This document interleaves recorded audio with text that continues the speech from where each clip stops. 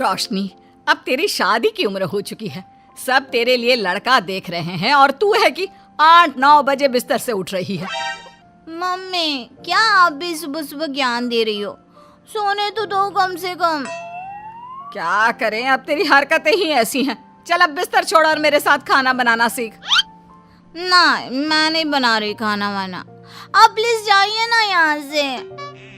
रोशनी की बातों से निराश होकर निशा वहाँ से चली जाती है।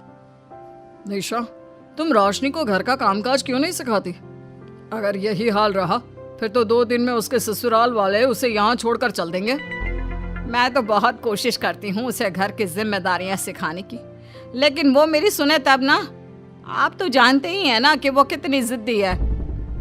हमें निशा के लिए एक ऐसा लड़का ढूंढना होगा जिसका भरा पूरा परिवार हो। सास ससुर से लेकर जेठ जिठानी देवर ननद सब हो। यहाँ ना सही, लेकिन शादी के बाद उसे वहाँ अपनी जिम्मेदारियों का एहसास जरूर होगा। कुछ दिनों के बाद रोशनी का परिवार उसके लिए लड़का देखना शुरू कर देता है और एक दिन चिराग नाम का लड़का रोशनी को देखने अपने परिवार के साथ उसके घर पहुंच जाता है।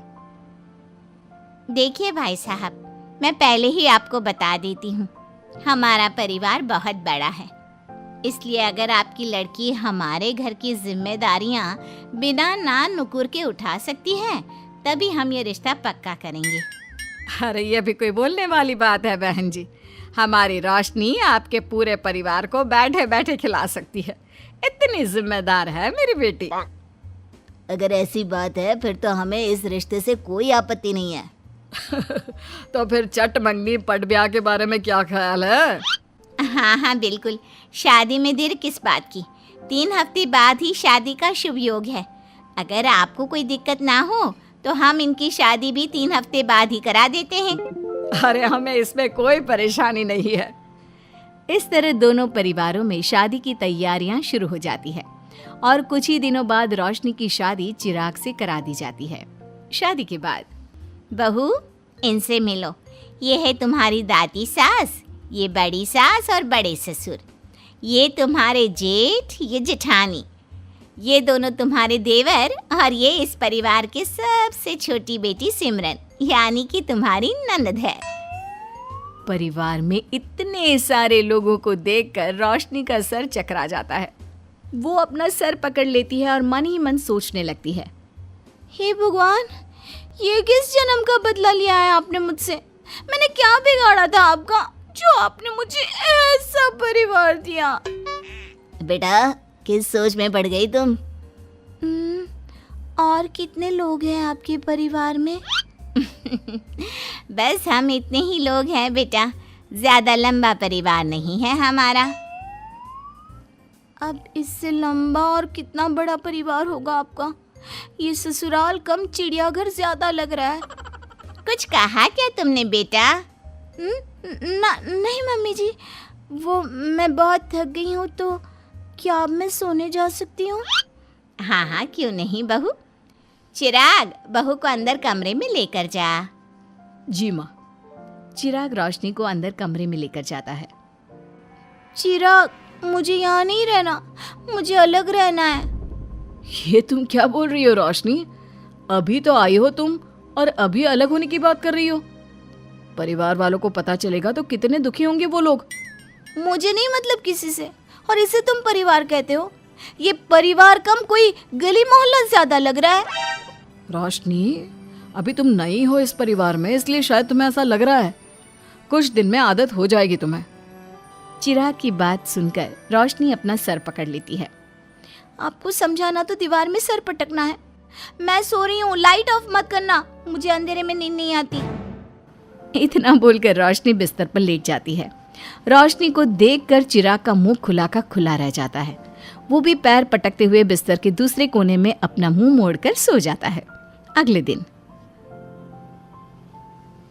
देवरानी जी, आप उठ भी जाइए, सुबह के 6 बज चुके हैं। सोने दो ना मम्मी, क्यों परेशान कर रही हो? देवरानी जी, मैं आपकी मम्मी नहीं जेठानी हूँ। सुबह सुबह क्या मजाक है मम्मी? इतना कहकर रोशनी अपनी आंखें मसलते हुए उठती है और अपनी जेठानी को देखकर चौंक जाती है। दीदी, आप यहाँ? पिछले 1 घंटे से तुम्हें उठा रही हूँ, लेकिन तुम हो कि अब उठ रही हो। लेकिन अभी तो सिर्फ 6 बज रहे हैं, आपने मुझे उठाया क्यों? वो इसलिए क्योंकि आज तुम्हारे इस घर में पहली रसोई है, तो खाना आज तुम्हें ही बनाना होगा ना। क्या? मुझे पूरे मोहल्ले के लिए खाना बनाना पड़ेगा? नहीं रोशनी, तुम्हें पूरे मोहल्ले के लिए नहीं, सिर्फ परिवार के लोगों के लिए ही खाना बनाना है। आपका परिवार किसी मोहल्ले से कम है क्या? कुछ कहा क्या तुमने?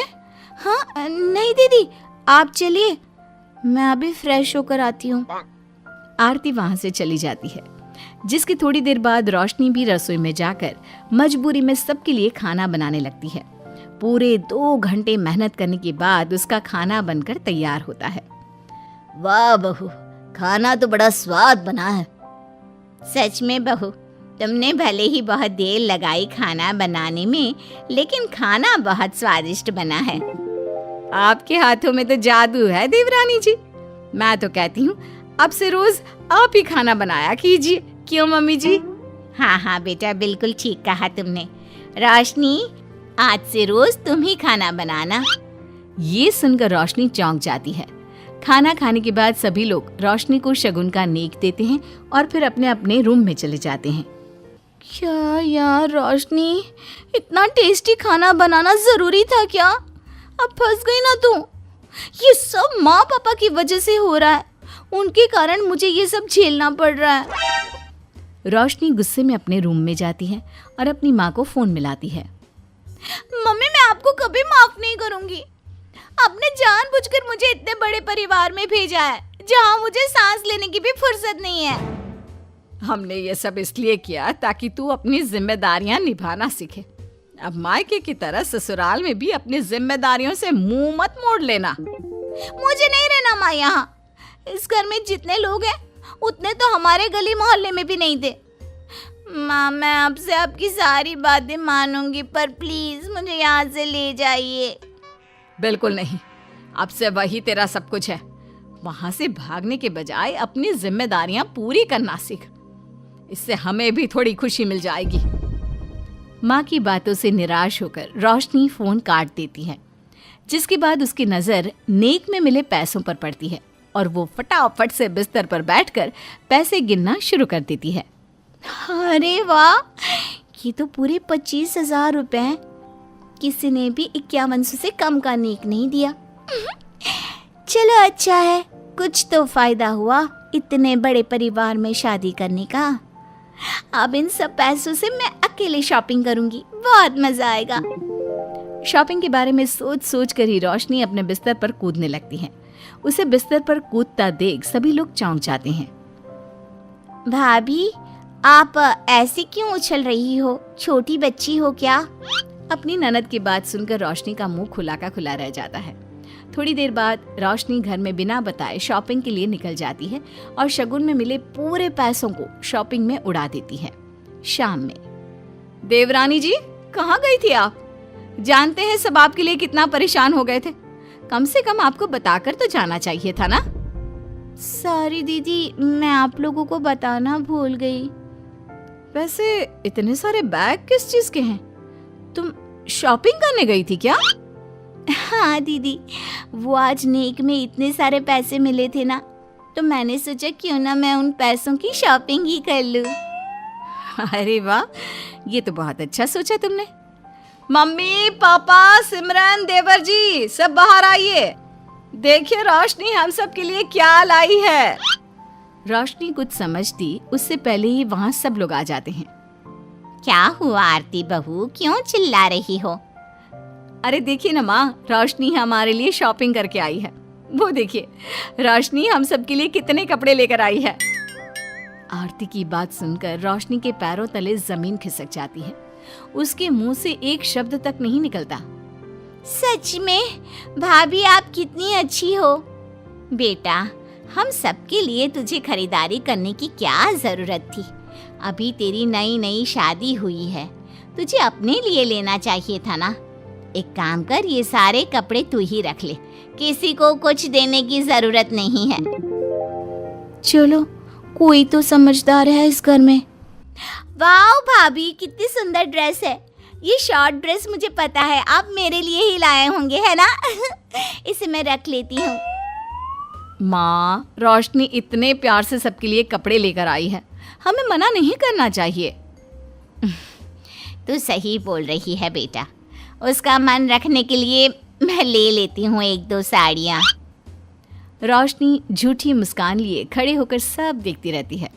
देखते ही देखते उसके लाए सारे कपड़े घर वाले आपस में बांट लेते हैं और अब सिर्फ एक रुमाल को छोड़कर उसके पास कुछ नहीं बचता। अब ये रुमाल भी क्यों छोड़ा, इसे भी ले ही लेते। इतने में ही सिमरन रोशनी को आवाज देती है। भाभी, वो गलती से रुमाल रह गया है, क्या वो मुझे मिल सकता है? रोशनी वो रुमाल भी सिमरन को दे देती है। इतनी मेहनत से मैंने ये सब कुछ लिया था, लेकिन इन लोगों से मेरी खुशी बर्दाश्त नहीं हुई, कुछ भी नहीं छोड़ा। थोड़ी देर बाद रोशनी का पति भी वहां आ जाता है। मैंने सुना है आज तुमने सभी के लिए खरीदारी की है।